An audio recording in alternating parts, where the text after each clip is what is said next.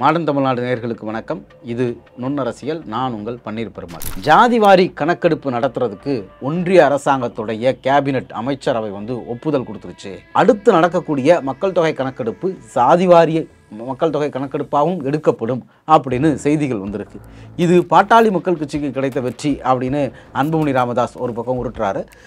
இது அதிமுகவுக்கு கிடைத்த வெற்றி, சமூக நீதி போராட்டத்தில் அதிமுகவின் பங்கு அப்படின்னு எடப்பாடி பழனிசாமி சொல்கிறாரு. உண்மையிலேயே பாஜக இந்த சாதிவாரி கணக்கெடுப்பை பிற்படுத்தப்பட்டோர் மீதான அக்கறையிலிருந்து செய்தா, இல்லை வேறு எதுவும் பின்னாடி இதுக்கு அரசியல் இருக்கா, இவங்க சொல்கிறதெல்லாம் உண்மைதானா அப்படிங்கிறதா தான் நாம் இன்றைக்கி பார்க்க போகிறோம்.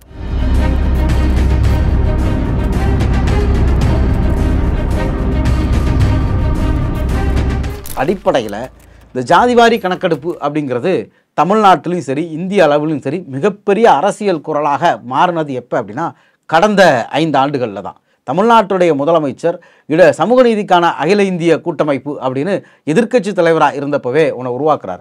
அது இந்தியா முழுக்க சோசியல் ஜஸ்டிஸ் குறித்து பேசக்கூடிய பல்வேறு தலைவர்கள் அதில் இணைஞ்சிறாங்க. அது ஒரு ஒருமித்த குரலாக மாறுது. காங்கிரஸ் கட்சியுடைய முக்கியமான தலைவராக இருக்கக்கூடிய ராகுல் காந்தி சாதிவாரி கணக்கெடுப்பு இந்தியாவில் பிற்படுத்தப்பட்ட மக்களுடைய நிலை குறித்து தொடர்ச்சியாக தன்னுடைய பயணங்கள்லையும் பிரச்சாரத்திலையும் பேசுகிறார். சாதிவாரி கணக்கெடுப்பு அப்படிங்கிறது இந்தியாவையே பிளந்துரும், இந்திய மக்களை கூறு போட்டுரும், பிரிவினையை தூண்டுது, இந்துக்களை இந்தியர்களை ஜாதி ஜாதியாக பிரிக்க பார்க்குறாங்க அப்படின்னு தேர்தல் பிரச்சாரத்தில் நரேந்திர மோடி பேசுனதெல்லாம் கூட நம்ம பார்த்தோம்.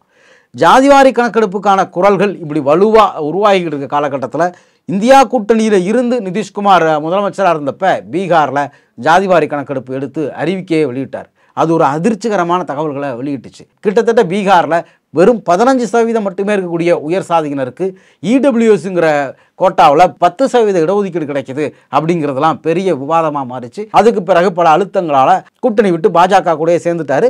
ஜாதிவாரி கணக்கெடுப்பு குறித்து பேசுகிறதையும் விட்டுட்டார். ஆனால் இந்த ஜாதிவாரி கணக்கெடுப்பு சமூக நீதி பிற்படுத்தப்பட்டவர்களுடைய உரிமை அப்படிங்கிறத இந்தியா கூட்டணி இந்த நாள் வரைக்கும் தொடர்ச்சியாக பேசிக்கிட்டே இருக்கிறாங்க. இப்போ தேர்தலில் இந்த பிற்படுத்தப்பட்ட மக்களுடைய எழுச்சியை எதிர்கொள்கிறதுக்கு வழி இல்லாமல் வெவ்வேறு வகையில் சில முயற்சிகளை பாஜக எடுத்து பார்த்துச்சு. மத்திய பிரதேசத்தில் பாஜக ஆட்சியில் இருந்த காலகட்டத்தில் சிவராஜ் சிங் சவுகான் அப்படின்னு ஒரு மன்னர் பரம்பரையில் வந்த ஒருத்தரை முதலமைச்சராக வச்சுருந்தவங்க திடீர்னு மனோஜ் யாதவ்னு ஒரு ஓபிசியை கொண்டு வந்து சிஎம்மா உட்கார வச்சாங்க. இப்போ உத்தரப்பிரதேசத்திலேயே ராமரே கைவிட்ட பிறகு வேற வழி இல்லாமல் அங்கேயும் யோகி ஆதித்யநாத்துக்கு அடுத்தா இன்னொரு ஓபிசி தலைவரை கிழக்கு உத்தரப்பிரதேசத்திலிருந்து உருவாக்குறது அப்படின்லாம் சில முயற்சிகளை எடுக்கிறாங்க. போன நாடாளுமன்ற தேர்தலுக்கு சில நாட்களுக்கு முன்னாடி கற்பூர்கி தாக்கூர் அப்படிங்கிற பீகாருடைய ஒரு பிற்படுத்தப்பட்ட தலைவருக்கு பாரத ரத்னா கொடுத்து நிதிஷ்குமாரை கூட்டணியில் சேர்க்கறதுக்கு ஒரு காரணமாக சொல்லிக்கிட்டாங்க. அதே மாதிரி விவசாய பின்னணியிலிருந்து வந்த முன்னாள் பிரதமர் சரண் சிங்குக்கு பாரத ரத்னா கொடுத்து அவருடைய பேரங்கட்சியும் கூட்டணியில் சேர்த்துக்கிட்டாங்க. அப்படி இன்னைக்கு தமிழ்நாட்டில் இவங்களுக்கு அரசியல் செய்கிறதுக்கு பாமக அதிமுகவெல்லாம் கூட்டணியில் சேர்க்கறதுக்கு சில காரணங்கள் தேவைப்படுது. அதுக்காக இதை அறிவிக்கிறாங்க. அடுத்து பீகாரில் சில நாட்களில் தேர்தல் வருது. பீகார் தேர்தல் களம் அப்படின்னு நம்ம எடுத்து பார்த்தோம் அப்படின்னா அது ஒரு 50-60 ஆண்டுகளாக ஆர்எஸ்எஸ்க்கும் பாஜகவுக்கும் ஒரு சிம்ம சொப்பனமாக இருக்கக்கூடிய ஒரு தேர்தல் களம் அப்படின்னே சொல்லலாம். பாஜகவை பொறுத்த வரைக்கும் ஒருங்கிணைந்த ஜனதா கட்சியாக இருந்து லல்லு பிரசாத் யாதவ் ஆட்சிக்கு வந்த காலகட்டத்திலேயே பாஜக அங்கே 2வது இடத்துல இருக்குது. எமர்ஜென்சி காலகட்டத்தில் உருவாகின ஜனதா தளத்துக்குள்ள ஆர்எஸ்எஸ் உடைய ஊடுருவல்கள் இருந்தது அப்படிங்கிறது மாணவர் தலைவராக இருந்த காலத்திலிருந்தே லல்லு பிரசாத் உள்ளிட்ட தலைவர்கள் அம்பலப்படுத்திக்கிட்டே வந்திருக்காங்க. ஜெயபிரகாஷ் நாராயணனை ஏமாற்றி இதுக்குள்ளே இவங்க ஊடுருவிருக்காங்க அப்படின்னு லல்லு பிரசாத் பேசினதெல்லாம் பழைய ஆவணங்களாகவே தொகுக்கப்பட்டிருக்கு. இன்றைக்கி பாஜகவில் முக்கியமாக இருக்கக்கூடிய ரவிசங்கர் பிரசாத்தும் பாஜகவுடைய மாநில தலைவராக இருந்த லலித் மோடி, லல்லு பிரசாத் யாதவ் இவங்க எல்லாம் ஒரே காலகட்டத்தில் ஜனதா கட்சிக்குள்ளே பயணித்தவங்க. அப்போவே இருந்து ஆர்எஸ்எஸ் உடைய ஊடுருவல்கள் பீகார் அரசியலுக்குள்ளே நுழையுது. ஆனால் ஜனதா பார்ட்டி அப்படிங்கிறத ஒரு பிற்படுத்தப்பட்டவர்களுடைய கட்சியாக புரட்சிகர கருத்துக்களோட உருவாகின கட்சியாக வருது. அங்கே லல்லு பிரசாத் யாதவ் தலைமை தாங்கிறார். இப்படி பல வடிவங்களில் அந்த பீகார் தேர்தல் களத்துக்குள்ளே ஆர்எஸ்எஸ்ஸால் நுழைய முடியலை. அதற்கு பிறகு வேற வழியே இல்லாமல் அவங்க ஜனதா கட்சியிலிருந்து ஒரு கட்சியாக பிரிஞ்சு வரக்கூடிய குருமிகளுடைய தலைவராக இருக்கக்கூடிய நிதிஷ்குமாரை தங்க கைக்குள்ள வச்சுக்கிறாங்க. நிதிஷ்குமாரை தன்னுடைய கட்டுப்பாட்டில் வச்சு நீண்ட காலமாக நிதிஷ்குமாரோட கூட்டணி வச்சு அவங்கள விட குறைவான எம்எல்ஏக்கள் இருந்தாலும் நிதிஷ்குமாரை முதலமைச்சராக வச்சு பாஜக தன்னுடைய கூட்டணி ஆட்சி அங்கே தக்க வச்சுக்கிட்டே இருக்குது. ஆனால் இந்த முறை நிதிஷ்குமாரையும் தாண்டி பாஜக தோல்வியடையும் அப்படிங்கிறது சி ஓட்டர் உள்ளிட்ட பல கருத்து கணிப்புகளில் வெளியே வருது. கடந்த சட்டமன்ற தேர்தலிலேயே சிங்கிள் லார்ஜஸ்ட் பார்ட்டியாக லல்லு பிரசாத் யாதவுடைய ராஷ்டிரிய ஜனதா தளம் தான் உருவாகுச்சு. ஆனாலும் பாஜக நிதிஷ்குமார் கூட்டணியாக ஆட்சி அமைச்சாங்க. இந்த முறை அந்த நிலை கூட வராது அப்படிங்கிறது கருத்து கணிப்புகளில் வெளியே வர்றதுனால, ஏற்கனவே நாடாளுமன்ற தேர்தலில் உத்தரப்பிரதேசத்திலேயே ராமர் கைவிட்டு விட்டதுனால ஒரு தேர்தல் ஸ்ட்ராட்டஜியாகவும் அவங்க இதை கையில் எடுக்கிறாங்க. அடிப்படையில் பிற்படுத்தப்பட்ட மக்கள் மீதான அக்கறையுடைய கட்சியாக பாஜக அப்படின்னு எடுத்து பார்த்தோம்னா அது இல்லை அப்படிங்கிறது வரலாறே சொல்லும். முக்கியமாக இந்தியாவில் பிற்படுத்தப்பட்ட மக்களுக்கு இடஒதுக்கீடு கொடுக்கணும் அப்படிங்கிற குரல் அப்படிங்கிறது தமிழ்நாட்டில் அந்த வெற்றி இலக்கை நம்ம அடைஞ்சிருக்கிறோம். ஆனால் இந்தியா சுதந்திரம் அடைந்த நாட்கள்லேருந்து பிற்படுத்தப்பட்டவர்கள் பட்டியலில் பெண்களை சேர்க்கணும் அப்படிங்கிற விவாதம் ஆரம்பித்ததுலேருந்து பிற்படுத்தப்பட்டவர்களுக்கு எதிராக அகில இந்திய அளவிலான உரையாடல்கள் அப்படிங்கிறது மிக வலுவாகவே இருந்துச்சு. இந்தியாவில் ஒரு மாற்று அரசியலை உருவாக்கணும் அப்படிங்கிற முயற்சிகள் நடந்த பொழுது தமிழ்நாட்டில் திராவிட முன்னேற்ற கழகத்துடைய தலைவர் கலைஞர் முன்னணியில் நின்று ஒருங்கிணைத்த தேசிய முன்னணி அரசு ஆட்சிக்கு வருது. விபி சிங் இந்தியாவுடைய பிரதமராக வர்றார். அந்த விபி சிங்குடைய ஆட்சியில் மண்டல் பரிந்துரைகள் அப்படிங்கிற இந்தியாவுடைய 2வது பிற்படுத்தப்பட்டோர் ஆணையத்துடைய பரிந்துரைகள் அமுல்படுத்தப்படுது. பிற்படுத்தப்பட்ட மக்களுக்கான இடஒதுக்கீடு 27% வேலை வாய்ப்பில் வழங்கப்படும் அப்படிங்கிறது பாராளுமன்றத்தில் நிறைவேற்றப்படுது. பாஜகவுக்கு அதை எப்படி எதிர்கொள்ளனே தெரியலை. ஆனால் ஆர்எஸ்எஸ் தெளிவாக அவங்களுடைய பத்திரிகையில் ஆர்கனைசரில் எழுதுகிறாங்க, இந்தியாவை இன்னைக்கு ஜாதிவாரி கணக்கெடுப்பு குறித்து தமிழ்நாடு முதலமைச்சர்லேருந்து ராகுல் காந்தி வரைக்கும் பேசுகிறப்ப சொன்னாங்கல்ல, இந்தியாவை ஜாதியாக பிரிக்கிறார்கள் அப்படின்னு. இதே இதை மண்டல் பரிந்துரை வந்தப்போ ஆர்எஸ்எஸ் எழுதுச்சு. என்னென்னு எழுதுனாங்க அப்படின்னா, இந்தியாவை முற்படுத்தப்பட்டவர் பிற்படுத்தப்பட்டவர் அப்படின்னு பிரிக்கிறாங்க, இந்திய மக்களை சாதி ரீதியாக பிரிக்கிறார்கள் அப்படின்னு சொன்னாங்க. பிஜேபி ஆர்எஸ்எஸ் உடைய பின்னணியில் உள்ள மேல்சாதி இந்த ஏபிவிபியோடைய ஸ்டூடெண்ட்ஸ்லாம் தெருவில் இறங்கி போராட்டங்கள் பண்ணாங்க. அதையெல்லாம் தாண்டி பிற்படுத்தப்பட்டவர்களுக்கான ஒரு அரசியல் எழுச்சியாக அந்த மண்டல் பரிந்துரை நிறைவேற்றப்பட்டுச்சு.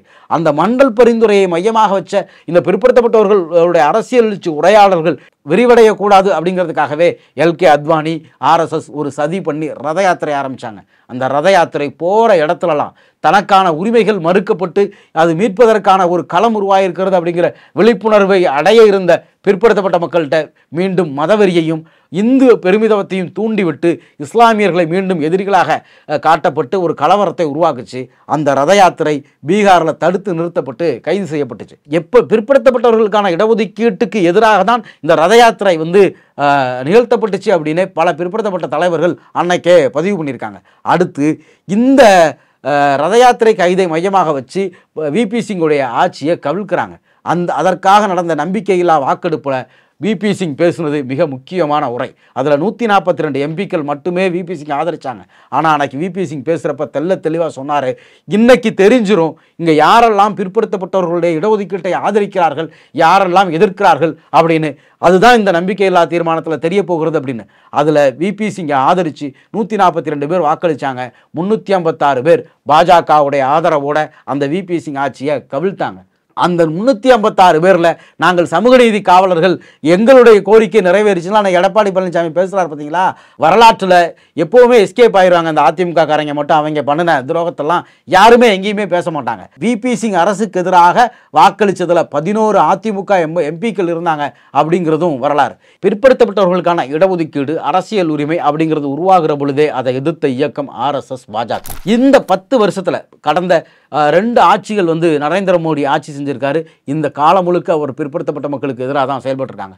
மருத்துவ உயர் சிறப்பு படிப்புகளில் ஓபிசி மாணவர்களுக்கு 27% இடஒதுக்கீடு கொடுக்கணும் அப்படிங்கிறது திமுக உள்ளிட்ட கட்சிகள் உச்சநீதிமன்றம் வரைக்கி செஞ்சு போராடி மீட்கிற நிலைமையில தான் இந்த நரேந்திர மோடி ஆட்சி இருந்துச்சு. இப்படி இடஒதுக்கீட்டுக்கு எதிராக தொடர்ச்சியாக நீதிமன்றங்களில் வாதாடிக்கிட்டு இருந்த இந்த பாஜக தான் திடீர்னு சமூக நீதி காவலர் வேடம் போடுது. இது எங்களுக்கு கிடைத்த வெற்றி அப்படின்னு பாட்டாளி மக்கள் கட்சி சொல்றாங்க. இது எல்லாமே தேர்தல் நாடகம். குறிப்பா தமிழ்நாட்டு தேர்தல் இவங்களுடைய கூட்டணி கணக்குகளுக்கு ஒரு காரணம். அடுத்து பீகார் தேர்தலில் பிற்படுத்தப்பட்ட மக்கள் வாக்குகளை அறுவடை பண்ணுவதற்கு இன்னொரு ஸ்ட்ராட்டஜி. ஏற்கனவே நாடாளுமன்ற தேர்தலுக்கு முன்னாடி கல்புர்கி தாக்கூருக்கு பாரத ரத்னா கொடுத்த மாதிரி, சரண் சிங்குக்கு பாரத ரத்னா கொடுத்த மாதிரி 2031 நடக்கிற மக்கள் தொகை கணக்கெடுப்பில் ஜாதிவாரி கணக்கெடுப்பு எடுப்போம், மாநில அரசு எடுக்க வேண்டிய தேவையில்லை அப்படின்னு ஒரு ஸ்டண்ட் அடிச்சிருக்காங்க. அடிப்படையில் பாஜகவுக்கு உண்மையிலேயே சமூக நீதியின் மீது அக்கறை இருந்துச்சுன்னா இன்னைக்கு அவங்களுக்கு இருக்கக்கூடிய கேபினட் துறை, அந்த துறை செயலாளர்கள் பதவிகளில் இடஒதுக்கீடு கொடுப்பாங்களா? பாஜகவில் முதல்ல அதிகாரம் பொருந்திய பதவிகளில் கொடுப்பாங்களா? கடந்த 2014 நாடாளுமன்ற தேர்தலில் இப்படித்தான் பீகார், உத்தரப்பிரதேசம், ராஜஸ்தான், மத்திய பிரதேசம், இந்த மத்திய இந்திய பகுதிகளில் முதல் பிற்படுத்தப்பட்ட பிரதமர் வேட்பாளர் அப்படின்னு சொல்லி நரேந்திர மோடியை வச்சு பிரச்சாரம் பண்ணாங்க. நரேந்திர மோடி முதலமைச்சர் ஆன பிறகு அவருடைய சமூகத்தை அவர் பிரதமர் வேட்பாளராக அறிவிக்கிறதுக்கு சில ஆண்டுகளுக்கு முன்னாடி மேல்சாதியா இருக்கக்கூடிய ஒரு சமூகத்தை பிரதமர் நரேந்திர மோடியோடைய சாதி அப்படிங்கிற ஒரே காரணத்துக்காக அதை கொண்டு வந்து பிற்படுத்தப்பட்ட ஒரு பட்டியலில் சேர்த்து அவரை பிரதமர் வேட்பாளராக அறிவித்து அதுக்கு பிறகு பிற்படுத்தப்பட்ட ஒரு பிரதமர் வேட்பாளர் அப்படின்னு பிரச்சாரம் பண்ணி அந்த மக்கள் இவங்க ஏமாத்திய வாக்கு வாங்கினாங்க அப்படிங்கிறத பல பிற்படுத்தப்பட்ட அறிவுஜீவிகள் பின்னாட்களில் கட்டுரைகளாக எழுதியிருக்காங்க. அதே மாதிரி தான் இன்னைக்கு இந்த பீகார் தேர்தலுக்கு முன்னாடி இந்த ஜாதிவாரி கணக்கெடுப்பு அப்படிங்கிறத அவங்க ஒரு ஸ்ட்ராட்டஜியாக முன்வைக்கிறாங்க. திடீர்னு ஒரே நாளில் நிதிஷ்குமார் ஆதரிக்கிறாரு, ஆர்எஸ்எஸ் அதாவது அவங்களுடைய ஆர்கனைசர் பத்திரிகையில் ஜேபி நட்டா ஜாதிவாரி கணக்கெடுப்பு பற்றி ஆதரித்து பேசுனதை போடுறாங்க, அமித்ஷா ஆதரித்து பேசுனதை போடுறாங்க. போன மாதம் வரைக்கும் இந்தியாவை ஜாதியாக பிரிக்கிறீர்களே அப்படின்னு எழுதிக்கிட்டு இருந்த ஆர்கனைசர் திடீர்னு இப்படி மாறுது. 3 வாரத்துக்கு முன்னாடி ஓபிசிகள் குறித்து பாஜகவின் அக்கறைன்னு நயினார் நாகேந்திரன் ஆரம்பித்து உத்தரப்பிரதேசத்தில் இருக்கிறவங்களை ஆரம்பித்து பேச ஆரம்பித்தாங்க. இப்போ இந்த ஜாதிவாரி கணக்கெடுப்பு அப்படிங்கிறத ஸ்டண்டாக முன் வச்சுருக்காங்க. அடிப்படையில் சமூக நீதிக்கு நேர் எதிரான ஐடியாலஜி கொண்ட கட்சி தான் நம்ம பாஜக. அது நம்ம எல்லாருக்குமே தெரியும். அன்புமணி ராமதாஸ்லேருந்து எடப்பாடி பழனிசாமி வரைக்கும் ஒரு ஸ்டண்ட் அடிக்கிறாங்கல்ல, இவங்களும் பாஜகவுக்கு சலைச்சவங்க கிடையாது. போன சட்டமன்ற தேர்தலுக்கு முதல் நாள் தேர்தல் அறிவிக்கிறதுக்கு முன்னாடி முதல் நாளில் 10.5% இடஒதுக்கீடு வன்னியர்களுக்கு வழங்கப்படுது அப்படின்னு ஒரு ஸ்டண்ட் அடித்து அதை வச்சு பிரச்சாரம் பண்ணி தேர்தலில் வெற்றி பெறலாம் அப்படின்னு நினச்சாங்க. ஆனால் விழுப்புரத்திலேயே சிவி சண்முகம் தோத்தது தான் அந்த வரலாறு. ஆனால் பார்த்தீங்க அப்படின்னா உண்மையிலேயே சமூக நீதியின் மீது அக்கறை உடையவர்களாக இருந்தால் அவர்கள் எப்படி செயல்படுவார்கள் அப்படிங்கிறதுக்கும் நம்மகிட்ட உதாரணங்கள் இருக்குது. இன்றைக்கி எடப்பாடி பழனிசாமி கொடுத்த 10.5% இடஒதுக்கீடு நீதிமன்றத்தால் ரத்து செய்யப்பட்டுருச்சு. எந்த விதமான தரவுகளும் இல்லாமல் எதன் அடிப்படையில் இந்த இடஒதுக்கீடு கொடுத்தீங்க அப்படின்னு உச்சநீதிமன்றம் கேட்குது. ஆக தேர்தல் நேரத்து ஸ்டண்டு. விபி சிங்குக்கு எதிராக ஓட்டு போட்ட அதிமுக காரங்க சமூக நீதி குறித்து நரேந்திர மோடிக்கு புகழ் மாலை சாட்டுறாங்க. அது எல்லாமே ஒரே வகையில் ஒன்று சேரக்கூடியதான். இப்போ கூட மாநில அரசு எடுக்க முடியாத நாங்கள் தான் எடுக்க முடியும் அப்படின்னு ஒன்றிய அமைச்சரே சொன்ன பிறகும் கூட இல்லை மாநில அரசும் அவங்க பங்குக்கு ஒன்று எடுக்கணும் அப்படின்னு அன்புமணி ராமதாஸ் உருட்டிக்கிட்டு இருக்காரு. அவரை பொறுத்த வரைக்கும் அவர் ஸ்டண்டுக்கு சலைச்சவரே கிடையாது. ஒன்றிய அரசாங்கத்துக்கு எதிராக கடந்த 5 ஆண்டுகளாக ஜாதிவாரி கணக்கெடுப்புக்காக எதிர்க்கட்சிகள் இந்தியா கூட்டணி கட்சிகள்லாம் பேசிக்கிட்டு இருக்கு, போராடிக்கிட்டு இருக்கு, கருத்துருவாக்கங்களை ஈடுபட்டிருக்காங்க. அதை எல்லாத்தையும் விட்டுட்டு மாநில அரசாங்கம் எடுக்கணும் அப்படின்னு கேட்குறாரு. இவர் ஒரு நாளும் ஒன்றிய அரசாங்கம் ஜாதிவாரி கணக்கெடுப்பு கொடுக்கணும்னு கேட்டவர் கிடையாது. இன்னைக்கு முதற்கொண்டு தேசிய சட்ட பல்கலைக்கழகங்களில் பிற்படுத்தப்பட்டவர்கள் 2% தான் இருக்கிறாங்க. இடஒதுக்கீடு அமுல்படுத்தணும் அப்படின்னு எல்லா உயர்நீதிமன்ற நீதிபதிக்கும் கடிதம் எழுதினது திமுக. அப்படி எந்த விதமான நடவடிக்கையிலையும் பாட்டாளி மக்கள் கட்சி ஈடுபட்டது கிடையாது. ஆனால் அவர் உரிமை மட்டும் கொண்டாடுவாங்க. ஒரு மக்களின் மீது உண்மையிலேயே அக்கறையோட இடஒதுக்கீடு கொண்டு வரதா இருந்தால் இந்த 10.5 பாமகவும் அதிமுகவும் நாடகம் ஆடின மாதிரிலாம் யாரும் கொண்டு வர மாட்டாங்க. அருந்ததிய சமூகத்து மக்கள் நீண்ட காலமாக போராடுறாங்க. நாங்கள் ஒடுக்கப்பட்ட சமூகத்திலையும் ஒடுக்கப்பட்டவர்களாக இருக்கிறோம், எங்களுக்கான உரிமைகள் வேணும், இடஒதுக்கீடு வேணும் அப்படின்னு தமிழ்நாடு அரசு கலைஞர் தலைமையில் இருந்த 2006 முதல் 2011 வரைக்குமான அந்த ஆட்சி காலத்தில் அதற்குன்னு தனியாக முன்னாள் நீதியரசர் ஜனார்த்தனன் தலைமையில் ஒரு குழு அமைக்கப்பட்டுச்சு. அந்த ஆணையம் ஆய்வு பண்ணி தரவுகள் கொடுத்தாங்க. அந்த தரவுகளின் அடிப்படையில் 3% இடஒதுக்கீடு கொடுக்கப்பட்டுச்சு. அந்த இடஒதுக்கீடுக்கு எதிராக நீதிமன்றத்தில், உயர்நீதிமன்றத்தில், உச்சநீதிமன்றத்தில் வழக்கு தொடுக்கப்பட்டுச்சு. பல உள்ளொதுக்கீடு வழக்குகளோடு சேர்த்து அதை விசாரித்தாங்க.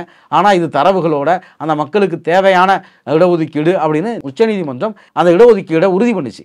இப்படி தான் கடந்த காலத்தில் திமுக தமிழ்நாட்டில் இடஒதுக்கீடுக்கான பல போராட்டங்களை எப்படி செய்யணுமோ அப்படி செஞ்சுருக்கு. ஆனால் பாஜக காரங்க, அதிமுக காரங்க, இந்த அன்புமணி ராமதாஸ் இவங்கெல்லாம் பண்ணக்கூடிய இந்த ஸ்டண்ட் அப்படிங்கிறது எந்த இடத்துலையுமே மக்களுக்கு பயன்படலை அப்படிங்கிறதும், இவங்க அடிப்படையிலேயே சமூக நீதிக்கு எதிரான பாஜகவோட ஆர்எஸ்எஸோட அரசியல் கூட்டு செய்கிறதுக்காக இப்படியான ஸ்டண்டுகளை உருவாக்குறாங்க அப்படிங்கிறதும் இந்த செய்திகள் எல்லாம் நம்ம தொகுத்து பார்க்குறப்ப தெரியும். இதுபோல் பல்வேறு செய்திகளுக்கு பின்னாடி இருக்கக்கூடிய அரசியலை தெரிஞ்சுக்க நீங்கள் மாடர்ன் தமிழ்நாடு சேனலை சப்ஸ்கிரைப் பண்ணுங்கள், உங்கள் நண்பர்களுக்கு ஷேர் பண்ணுங்கள், மறக்காமல் உங்களுடைய கருத்துக்களை கமெண்ட் பண்ணுங்கள். நன்றி, வணக்கம்.